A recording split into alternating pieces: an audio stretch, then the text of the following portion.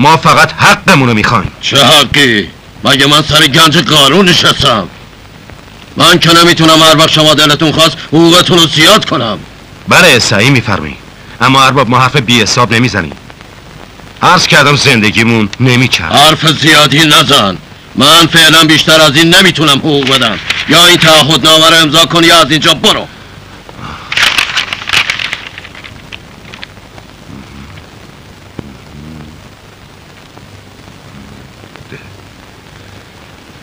نه، من اینو امضا نمی کنم. این همون قرار سابقه. این قرارداد امضا میکنی یا نه؟ نه؟ خیلی خوب، خیلی خوب. که نه. بیا به این عکس خوب نگاه کن.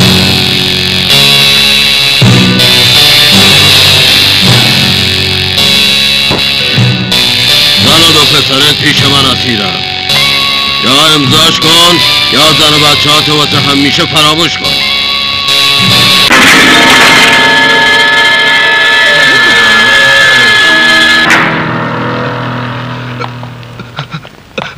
چی شده؟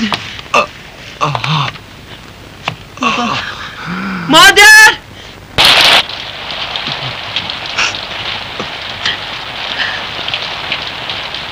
به خاطر شما، به خاطر این دوتا به همشون خیانت کردم.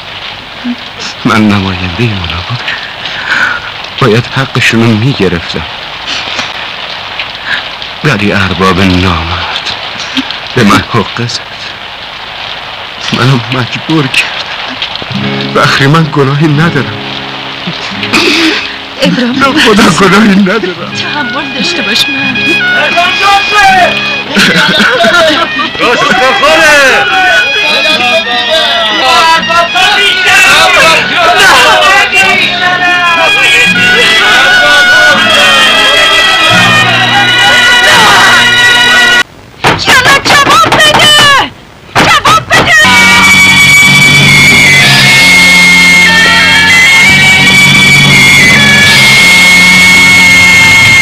خوب نگاش کنیم. ببینم آقا اصلان، با پولای دزدی بابات هنوز دارین شکمتون رو سیر میکنیم مگه نه؟ خفه خون بگیر. کی فکر میکرد ابراهیم یه روزی به رفیقای خودش چرک بزنه؟ از ارباب رشوه گیره به همه ما نارو زد. بابای نامرد این پسره رو میگم خدا لعنتش کنه، خدا نیامرزدش. بچه‌های ابراهیم دزده مثل خودش کله شق هستن. بگو ببینم پسر جون، پول دزدی چه مزه‌ای میده؟ خفه خون بگیر. یه بچه پرروزمون درازی هم میکنه. شیشه شکون اون لقمه یه چیزی شیشه دکون منو میشکنی. وایستا تا مادرتو به عذاب بشونم. بیای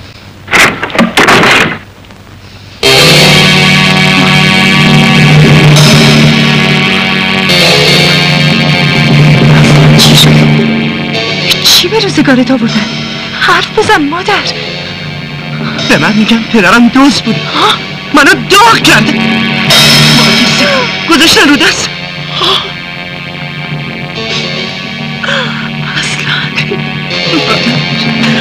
اصلا رئیس ما از اینجا میریم.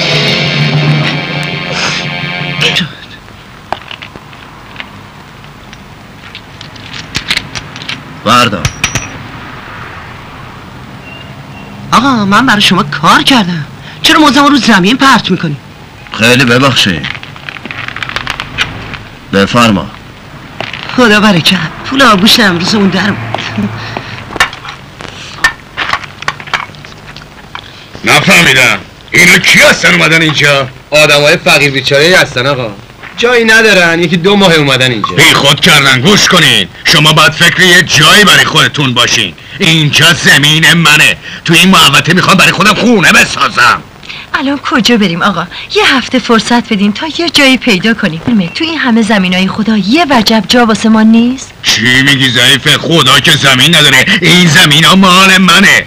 ما که نمیخواییم بخوریم. انصافم خوب چیزی مثل این که حرف حساب سرتون نمیشه. یالا بریزیمشون بیرون. آقا من جای نرم. میدونی مادر، خدا با ما قهره، اون با ما خوب نیست. لعنت بر شیطون. استغفرالله. زبون تو گاز بگیر. این چه حرفیه میزنی؟ مگه میشه خدا بندش رو دوست نداشته باشه؟ اگه ما رو دوست داشت چرا پدرم کشت؟ چرا زندگی ما رو از هم پاشید؟ چرا ما رو در به در و بی خانمون کرد؟ خدایا خودت نور ایمانو تو دل این پسر بتاب. بریم مادر.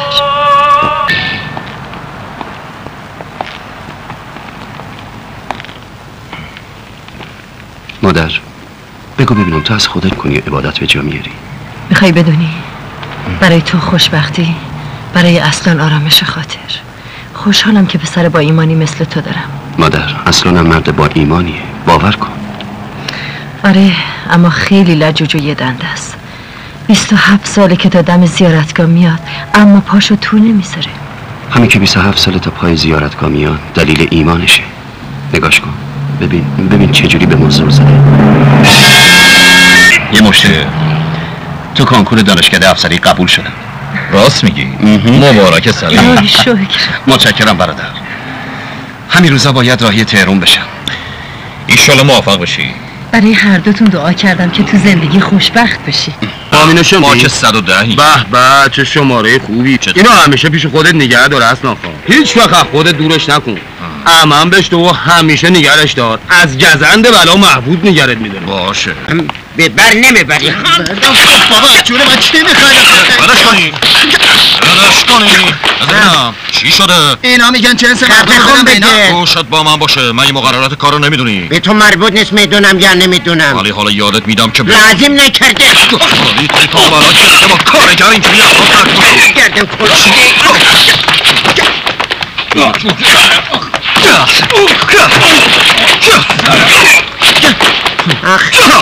سلام. چیه مثل بیت داری میلرزی ها؟ گوش کن دیگه حق نداری تو اسکله با کارگر اینجوری رفتار کنی. این دفعه آخرت باشه. حالی چاد؟ آره. برو گم شو. چی شده؟ تیمورخان کنتراتچی و آدماش دنبالتون میگشتن.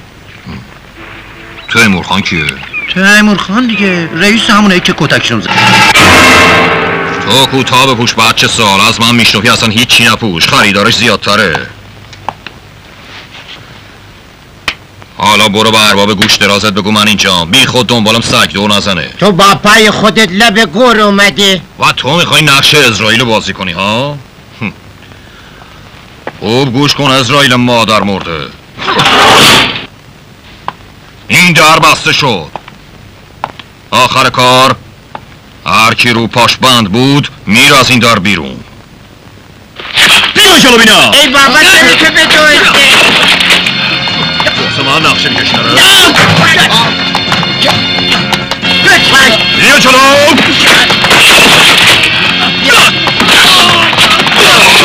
بیا نگاه فاقه من خوب است. بیا جلو.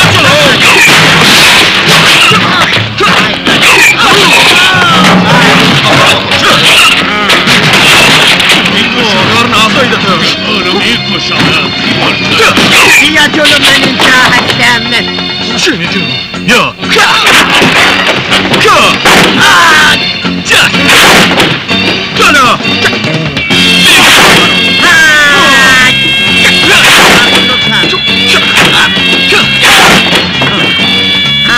جلو بیا. منو میزنه. بیا جلو. وای چیه؟ وای افتاد. وای ببینم وای ما رو زد نفله کردم. بیا جلو. بیا الان اینو قند 3-4 تیکت میکنم. بیا تا بار میداری بی پدر. بیا زری تو بونشا. نگاه کن جوه. بخور یاد عجیب بیاد.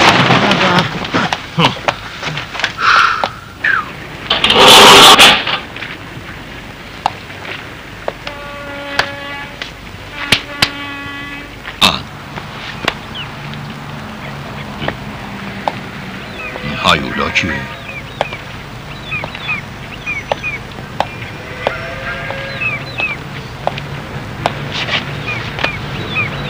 فرمایش شما اصلا هستی؟ از کی تا حالا ما اینقدر مشهور شدیم؟ از وقتی که دار و دسته تیمور و لتو کار کردیم. گردن کلفتی واسه ما، خوشگلی هم واسه شما دردسر شده ها. آدم جالبی هستی. اونی که میخواستم پیدا کردم. سوار شو بریم، باهات کار دارم. ما باهات کار نداشته باشیم چی؟ به نفته، بیا تو. بذار یه خورده اندیشه کنم.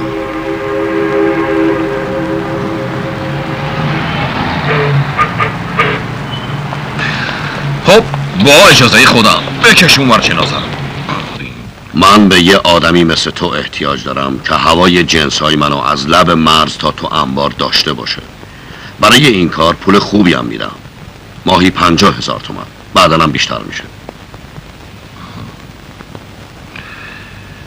احتیاج به اندیشه دارم.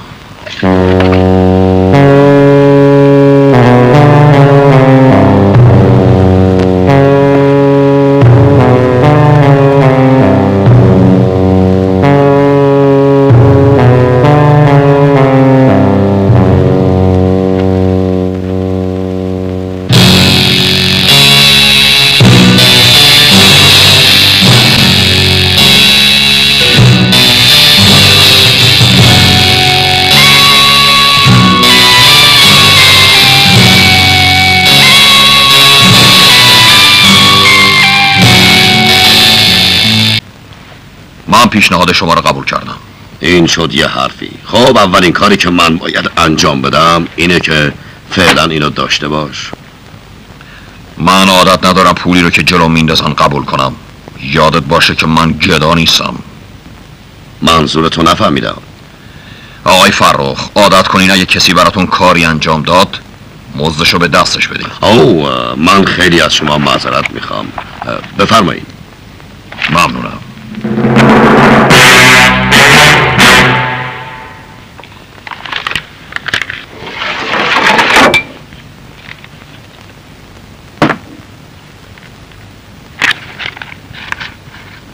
نصف دیگه این اسکناس پیش مردیه که جنس ما رو به ما تحویل میده. اون شخص پس از مطابقت 2 نیمه اسکناس و تحویل دادن جنس دیگه مسئولیتی نداره و از نظر اون معامله تموم شده است. بعد پولش از من میگیره. دیگه سوالی نیست. من این کار رو انجام میدم ولی تنها. باشه، من این ریسکو میکنم، ولی یادت باشه پشت سرت پلیس مرزیه و جلوت آدمای تیمور ها. من دوست ندارم پشت سرمو نگاه کنم آقای فرخ، چون یه گذشته تاریکه. پس بهتره که با دقت به جلو نگاه کنم. فرمایید آقای تیمور خان، اول بگین اون خروس قندیشه بذاره تو جیبش. تو از ما چی میخوای؟ بالاخره سر تو به باد میدی. میخوام درباره یه معامله باهات صحبت کنم.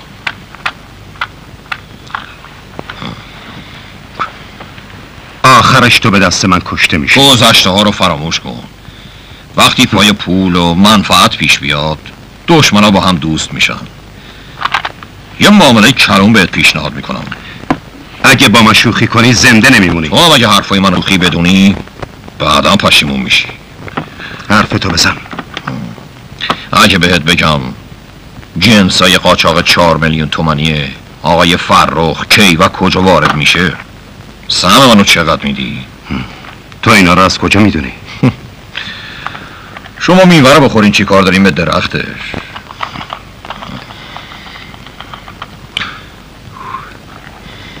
سوالم بی جواب موند. به من چقدر میرسه؟ 500,000 تومان، ولی بعد از اینکه جنسا به دست من رسید. خیلی خوب تیمور خان، ببین این علامت رمزه.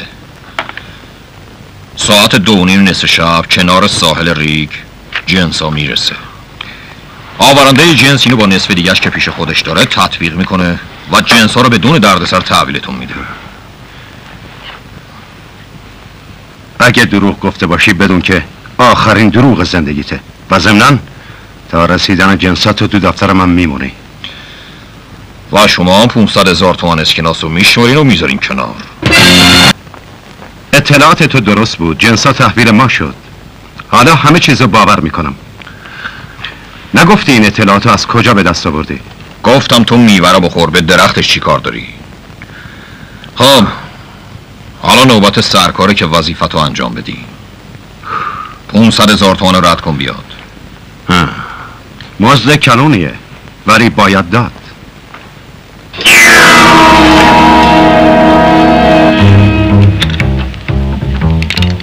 خب حالا میخوام مزدتو با یه تیکه سرب داغ بدم. چطوره؟ مثل جریان مرغ تخم طلا شده. مرغ تخم طلا دیگه چیه؟ به شنیدنش میارزه. یه آدم طمعکاری بود که یه مرغ تخم طلا داشت. این مرغ بینوا روز یه تخم طلا میذاشت. صاحبش به طمع افتاد و شکم مرغ کرد که هرچی طلا اون تو هست در بیاره. ولی وقتی شکم مرغ رو جر داد یه مش روده و کثافت اون تو بود. پشیمونن در پشیمون شد. حالا حکایت شماست. میخواین این مرغ تخم طلا رو بکشین؟ خب بکش. نه شوخی کردم. من این مرغ تخم طلا رو نمیکشم. بیا این سهم تو 500,000 تومنه. باریکت.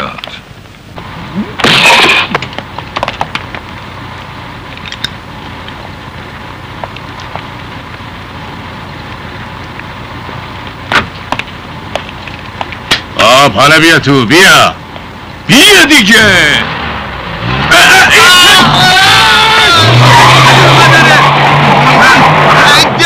جنس رو بردن. بده به من. الو بله آیون ساکت، میخوام با اون دنیا صحبت کنم. بگوشم. بگو میشنفم. بگو. آره جونم گوشم مال تو. بهت تبریک میگم اصلا. دام خوبی بود. تو باورت متشکرم. بیشتر از این خجالتم ندین. با اون پولا یه سفر دور دنیا میرم، جای شما رو خالی میکنم. یادت باشه این بازی رو تو شروع کردی.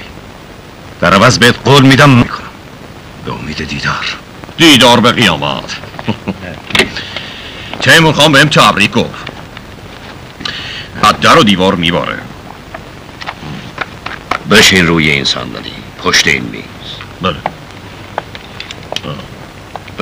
بشین.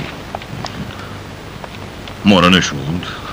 از این به بعد تو اینجا میشینی، تو نقشه میکشی، تو دستور میدی و تو اجرا میکنی. بچه‌ها با شریک من آقای ارسلان آشنا بشین. تبریک.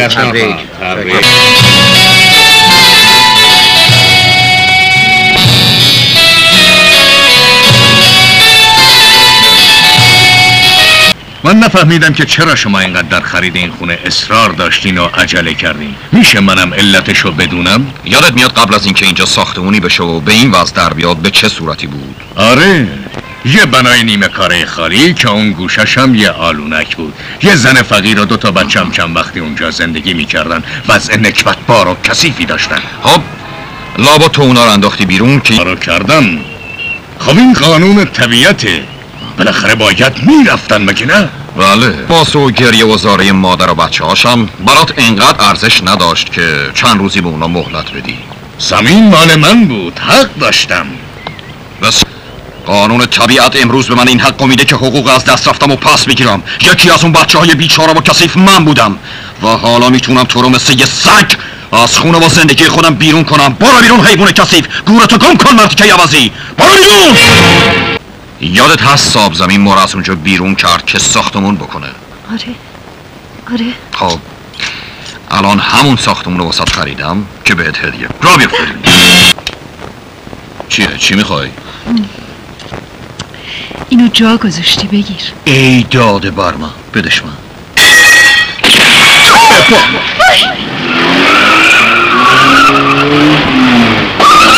افسر ضربتی مبارزه با قاچاق ستوان دوم سلیم جعفری در خدمت حاضر قربان. سلیم این توی مادر؟ سلام مادر. آهی قربونت برم. بذارم زمین.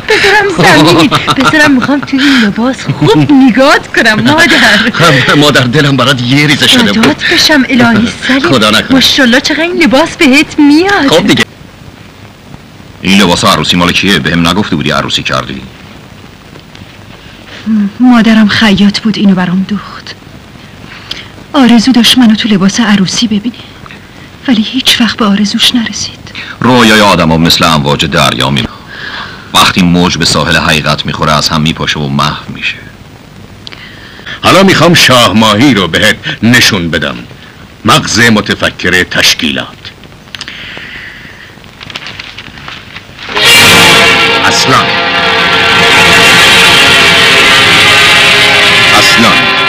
مرد جذاب و خوشپوش با قامتی برازنده.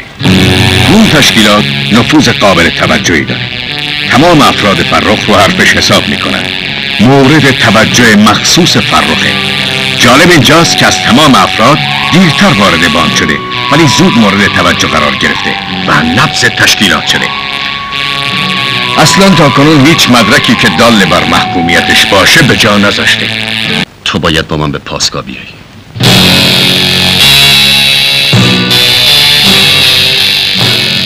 سالیم تو چی داری میگی؟ شما چطور شده؟ موضوع چیه؟ خودت بهتر میدونی اصلا. تو عضو مؤثر یه دست قاچاقچی هستی و باید تمام کسانی رو که باهات هستن به من معرفی کنی. اعتراف میکنی؟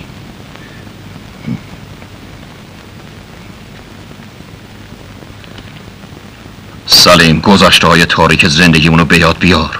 چه دوره نکبتبار و سختی بود. هر سه تایمون تلاش کردیم، مقاومت کردیم تا بالاخره همه چی عوض شد. حالا تو میخوای همه چی رو خراب کنی؟ یادآوری گذشته ها هیچ چیز عوض نمیکنه. جواب سوال منو بده. اعتراف میکنی یا نه؟ البته که اعتراف میکنم.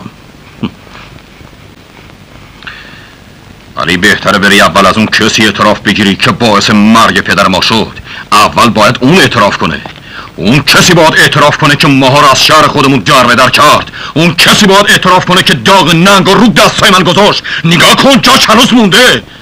یادت مردم ما رو مثل حیوان از خودشون میروندن، با کینه و نفرت ما رو به باد فحش و ناسزا میگرفتن. هنوز صدای آدمایی که میگفتن پدرش دزد بوده، بیشرف بوده تو گوشم زنگ میزنه. اول اونا باید بیان اعتراف کنن. اونا باید جواب این همه ظلم و ستمو بدن. وقتی اونا اعتراف کردن منم میام اعتراف میکنم. وقت زیر هر کاغذی رو که خواستی امضا میکنم.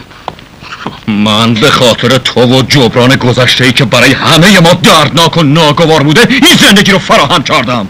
من میخواستم یه خط بزرگ و سفید رو گذشته تاریکمون بکشم. حالا چی کار داری که اونا رو چطوری به دست آوردم؟ با اینکه تو همه چیز داری و با پول میتونی همه چیز برای خودت فراهم کنی، منو از دست دادی.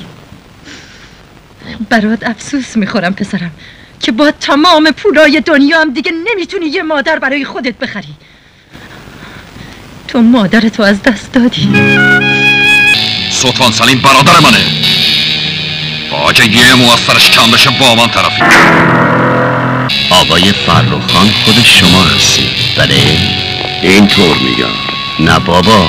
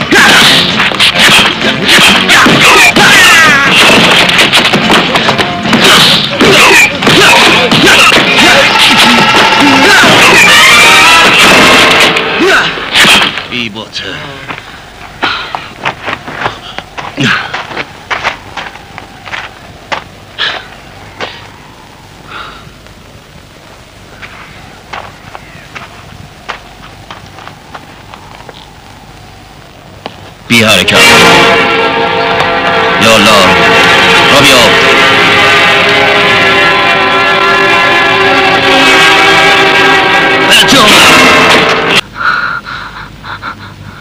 اصلا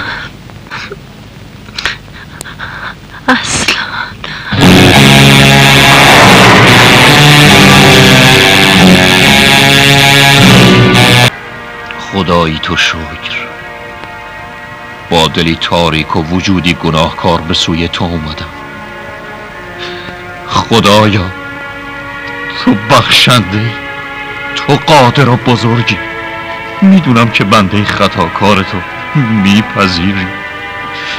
روسیا هستم که از یاد تو و بزرگی تو غافل بودم. من بزرگی تو رو در چهره مادرم، اون زن پاک و معصوم دیدم. خداوندا کمکم کن تا بدیها رو از دلم پاک کنم. با هزاران امید و آرزو به سوی تو اومدم. خدایا قلب منو از نور ایمان پر کن. خدایا تو بخشنده و مهربونی و من گناهکار و پشیمون. من در مقابل عظمت تو سزاوار لعنت و نفرینم. خدایا الان که در مقابل درگاه تو ایستادم، یک زن، مادر من، مادری که عشق پرستش تو روز به روز در قلب شعله میکشه، اون زن امروز بر سر دوراهی مرگ و زندگیه. خدایا زندگیشو بهش برگردون. پروردگاران نمیدونی که در وجود و قلبم چی میگذره. ناامیدم نکن.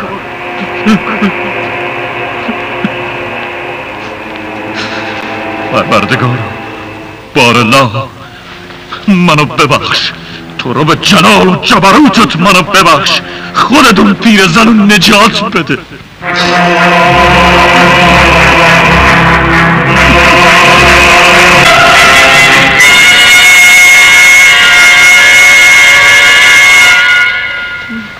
حالشون خیلی بهتر شده.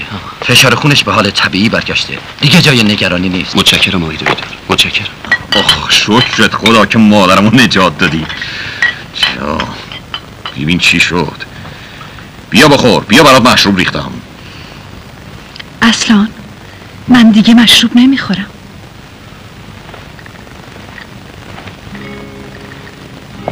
نفهمیدم منظورت چیه؟ باز چی نمیخوری؟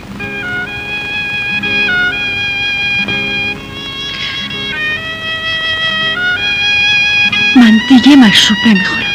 از اون لحظه‌ای که پامو تو زیارتگاه گذاشتم با خدای خودم عهد کردم که زن پاکی باشم.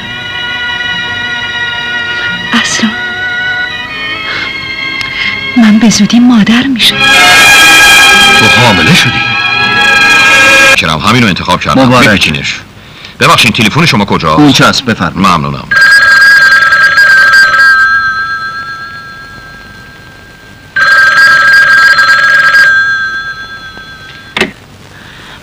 الو بفرمایید.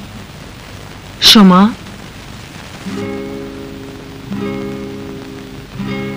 الو مادر چرا حرف نمیزنی؟ حالت خوبه پسرم؟ حرف بزن، صداتو میشنوم. مادر میخوام امروز تو رو ببینم. امروز بعد از ظهر. اگه گفتی کجا؟ نمیدونم مادر. کجا؟ زیارتگاه؟ راستا؟ عروسی؟ کی؟ نمیتونی. برای دیدن تو و عروسم دقیقه شماری میکنم. مبارک باشه. مادر ساعت 7 غروب من و اون با هم مییم تو زیارتگاه. همونجا منتظر ما بمون. یادت نره ها. همونجا باش تا ما بیاییم.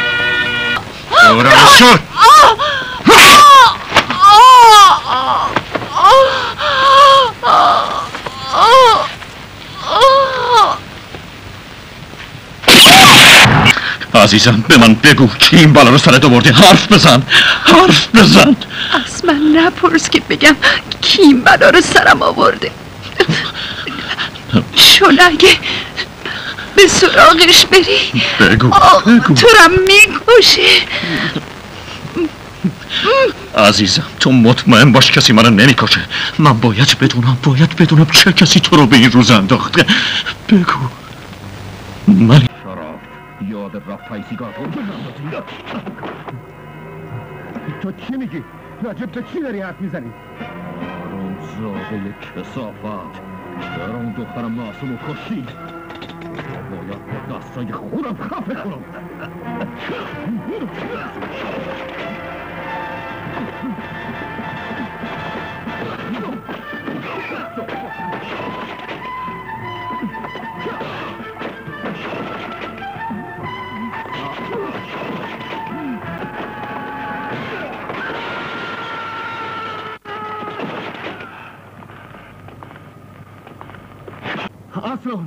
اصلان خواهش میکنم بایستا.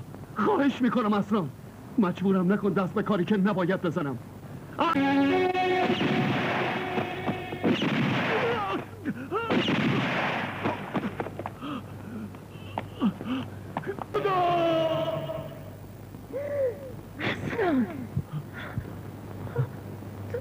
مادر اصلا چه بلایی سرت اومده؟ مادر تو رو به این روز انداخته؟ به خدا پناه بردم.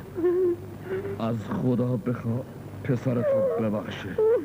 مادر بغلم کن. بغلم کن مادر. سلیم ببین چی به روز برادرت آوردن. سلیم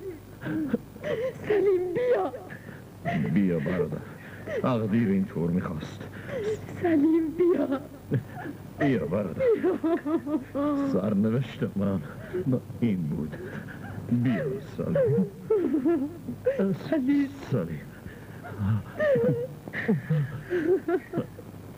سلیم.